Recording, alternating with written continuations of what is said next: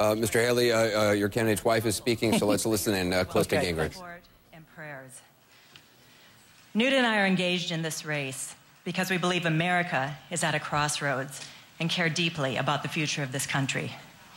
In a few months, we will face the most important election of our lifetime. Our only opponent is Barack Obama, and we are committed to removing him from the White House.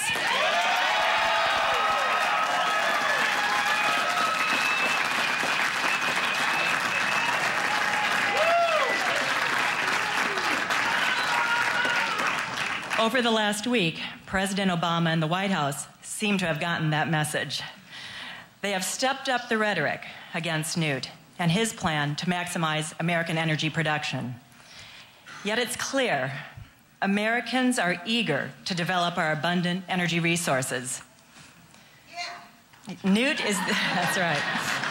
Newt is the only candidate with the experience and knowledge necessary to rebuild the America we love.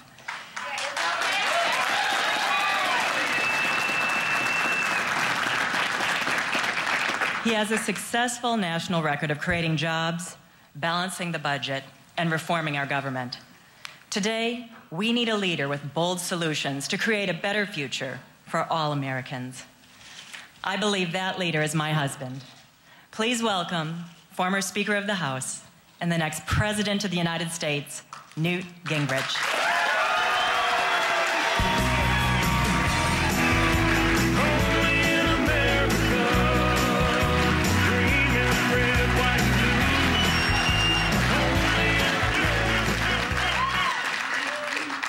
Let me thank all of you for your very, very hard work and all the work you did. I particularly want to thank Jabba Wagner, who has just been tireless in crisscrossing the state. And I'm delighted that he and Marilyn are with us tonight, and we congratulate them on their 54th anniversary, and it's just wonderful to have them here with us. I also want to thank Michael Ciamaro, who from the very beginning helped us put together a campaign here in Alabama. It's quite an evening. Obviously, we'd like to have come in first, but I want to start by saying that I congratulate Rick Santorum on a great campaign. He has won a victory in both states, and he's worked at it very hard to achieve it. I know how much he has put into this campaign, he and his entire family, over the last year, and I congratulate him on a positive evening and a positive result. I'd also point out that because this is proportional representation, we're going to leave Alabama and Mississippi with a substantial number of delegates, increasing our total going towards Tampa. And we are very grateful to you because you made that outcome possible. And with your help, we're going to take a much bigger delegation than we had yesterday. So thank you very much for that.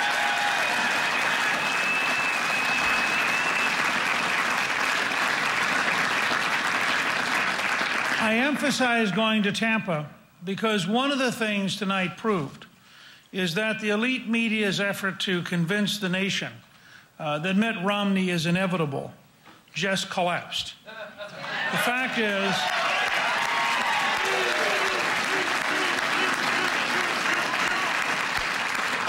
is, in both states, the conservative candidates got nearly 70% of the vote.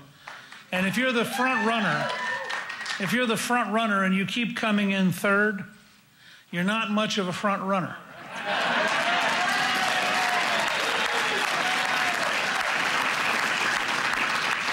And frankly, I do not believe that a Massachusetts moderate who created Romneycare as the forerunner of Obamacare is going to be in a position to win any debates this fall, and that's part of the reason I have insisted on staying in this race. We need someone who can go toe-to-toe with Barack Obama and debate him and win the debates decisively.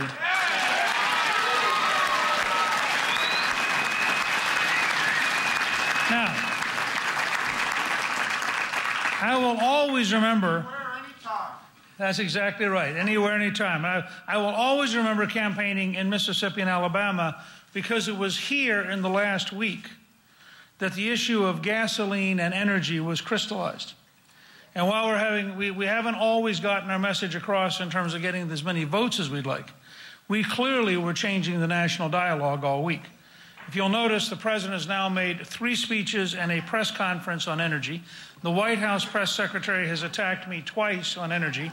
And this afternoon we were told that the Secretary of Anti-Energy, Dr. Chu, announced this afternoon that he actually wasn't for European level prices of gasoline, that he had changed his mind. Now,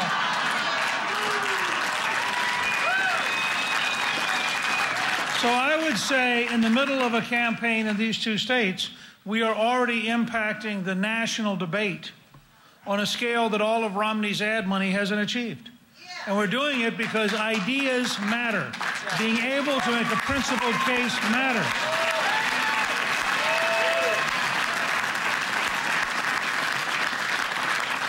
The Reagan tradition of visionary conservatism was based on Proverbs and the very deep belief that without vision, the people perish. And I believe we need a visionary leader who is prepared to talk about a dramatically better future with dramatically more jobs, dramatically more energy, and a much safer and stronger America. I think that's the key to winning this fall. Not all this petty baloney, but the really big choices. And as I went around both states talking about $2.50 gasoline, and having all sorts of folks in the elite media say, oh, that's not possible. And then finally, on Saturday, in the Wall Street Journal, Holman's Jennings wrote a piece that's entitled, Newt Gingrich is right about gasoline. And he walked through step by step why it was possible. And the fact is, it is very possible.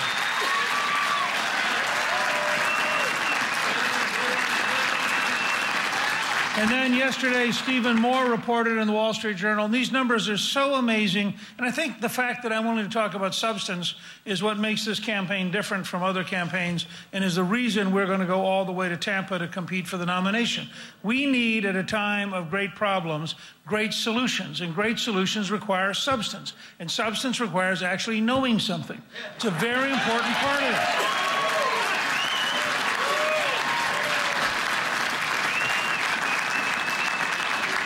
And unfortunately, virtually everything President Obama knows is wrong. Ronald Reagan used to say, it isn't what they don't know that's so frightening, it's what they know that's wrong. And he's right. And here's a case study. We were told by the U.S. Geological Survey in the 1990s that there was about 150 million barrels of recoverable oil in North Dakota. And this was the period when the liberals told us we're about to run out, we have peak oil, we're now going to decay, we have no future. Well, new drilling technology came along, and we are now told that, in fact, as of this last week, they believe there are 24 billion barrels of recoverable oil in North Dakota alone. Wow. Now, that made me feel like I had to change my speech because up until last week, I'd been saying there was 25 times as much oil as they thought. Now turns out the current estimate is there are 160 times, 16,000% more oil in North Dakota than they thought there was in the 1990s. And some experts believe that number is off by a huge margin, that future technology will ultimately lead us to find about 500 billion barrels of oil. Yeah. Now, I'm not trying to fill you up with numbers, but I'm trying to make a point about a general direction. An American president who believed in energy and an American president who believed in science and technology would drive the price of gasoline below $2.50, would eliminate our dependence on the Middle East, and we would never, ever again bow to a Saudi king.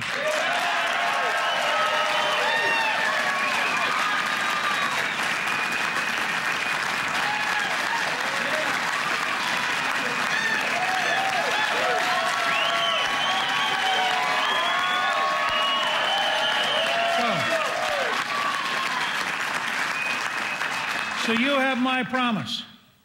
At a time when I hope this evening we have ended any news media talk of the inevitability of their hand-picked candidate. At a time when we can forget about trying to nominate a Massachusetts moderate and start talking about when the primaries are over and it's clear no one person has won, who would do a best job of representing America, governing, and winning the election against Barack Obama.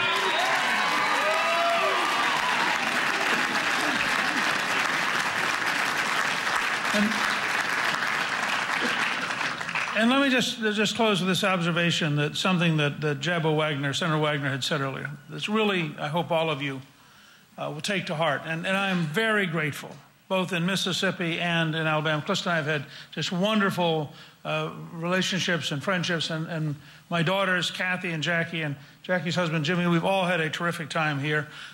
Jimmy's already gotten out of Ray Scott a commitment to go bass fishing, and I think that Ray has indicated he thought that he could give Jimmy a fairly good afternoon of bass. So that, I mean, from Jimmy's standpoint, this is already a great, successful evening. But we've all been out campaigning. We've all had a wonderful response, and we're all very, very grateful. I want to tell you just a second. What will become a challenge is we'll now have 3 or 4 days of the news media, and they'll all say, why doesn't Gingrich quit? These are the same people, by the way, who said last June that I was dead.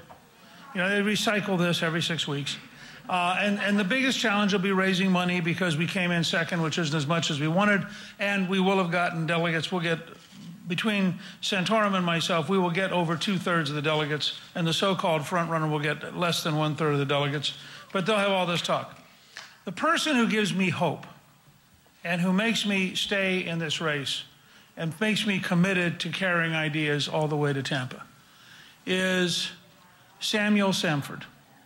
Samuel Samford is an unemployed person who decided, after hearing my speech either on C-SPAN or on the internet, that he really liked what I was trying to do on gasoline. And we talk about the fact you can go to newt.org and you can give 1 gallon of Newt gas. That's $2.50.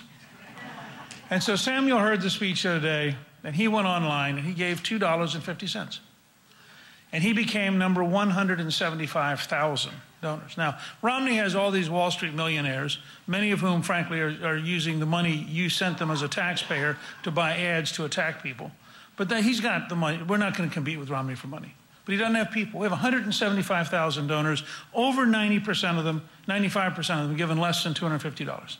So since he was number 175,000, I called Samuel Samford, and it was actually a very humbling call. I got him in the afternoon after he'd come home from his cancer treatment. He's currently unemployed. He took out of his savings the $250 because he wants to be part of helping save America. Now that, to me, was such a humbling conversation.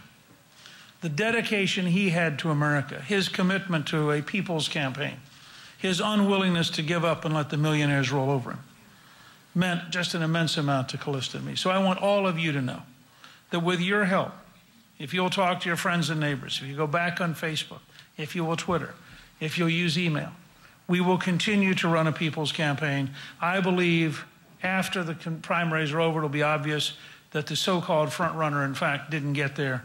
And from that point on, we'll be in a whole new conversation. Thank you, good luck, and God bless you.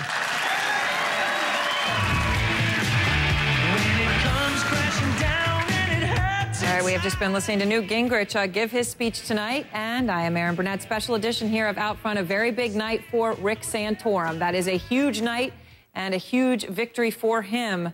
Obviously, CNN has just called Mississippi for the former Pennsylvania senator, Alabama as well.